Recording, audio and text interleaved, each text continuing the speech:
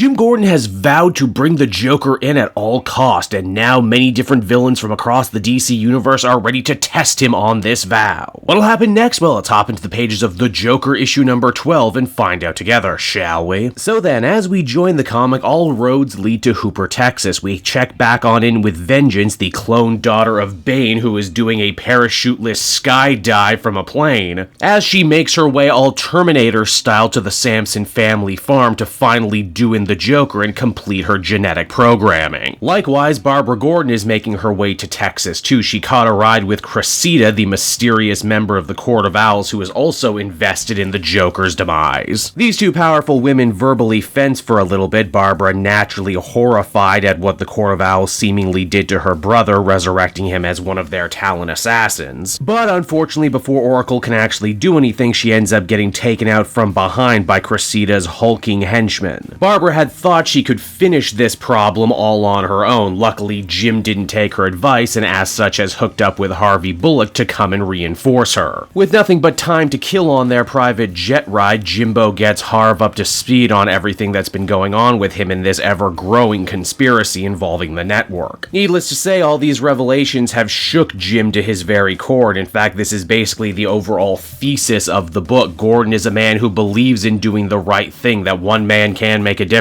Yet at just about every turn in this brand new investigation, he's realized how truly wrong he is. Hell, even when he thought he was doing good, he was putting another dollar in an evil man's pocket. Gordon was a man who always believed in holding up the system, but now that he's been down in the muck, he realizes just how corrupt the system is, and if the game is rigged from the very beginning, what the hell is even the point of playing? No wonder the pull of corruption is so strong for people in Jim's line of work. Maybe it would just be easier to take a bribe, turn a blind eye, and move on, but Jim just isn't built like that. It's also here too, we're reminded Cassandra Cain, Batgirl, has been sent along to chaperone Jim, which is good because he's going to need all the extra muscle he can get if they plan to take down Cressida and save not only Barbara, but Julia Pennyworth as well. We actually get treated to a very funny little scene wherein Harvey Bullock doesn't know which Batgirl that is and questions whether or not she can fight, only for him to get judo flipped in the jet. Now, in order to get Cressida to agree to a sit-down, Jim is going to have to play a very dangerous game of poker and open with a bluff. That is, that he knows who's actually responsible for the A-Day gas attack, and that he's willing to share that information on the grounds that Julie and Barbara will be allowed to leave and return to Gotham. Reluctantly, Cressida agrees, but only on the grounds that the Talonized version of James Gordon Jr. will escort them back to make sure they don't do anything funny. They're only off the ground for a few minutes when Cassandra springs her attack, and we get a giant rematch with the Talon. It's here too a bunch of puzzle pieces start falling into place. Why would the Court of Owls be interested in the Joker and the A-Day attack? Why has Cressida been doing all of this? Well, the answer is none of it was her idea. In fact, as far as Jim sees it, all of these different factions all converging into one point, that's not even the Joker's grand design, his great idea. Oh no, the true string puller behind all of these events turns out to be the masked henchman working for Cressida, who is ultimately revealed to be Bane. You'll excuse me if I don't sound too shocked or surprised on this one. Literally everyone and their mothers was guessing the big guy was going to be revealed to be Bane, and in fact, wait, isn't Bane a zombie over in Task Force Z right now? I know he got kicked off a roof, but I guess he got better. Furthermore, James Tynion was signposting a showdown between Bane and the Joker even before the events of Joker War. But I guess if we want full and complete answers, we'll have to wait until the next issue. And so that was Joker issue number 12, everybody, and overall I thought it was fine. The last two issues really suffer from having so many different chess pieces on the board, all needing to be moved around for the big finale, but at least I know now there will be a finale to this story. I just, wish it didn't take so long to get there, and while normally I'm a big Bane fan, and I know he certainly needs a lot of rehab following the Tom King years, I was just kinda not moved by this reveal. I hope the next couple issues will do more with him and maybe tie in some of the discontinuity from other books. Because if not, that was a really lackluster reveal that was way too obvious, way too late in the game to have any real impact. Still though, the stuff about Jim is as good as it's ever been. I love this real insight into his mind, how it works, and how his values are continuously being challenged all over the place. Overall, I'd give this one a 6.5 out of 10.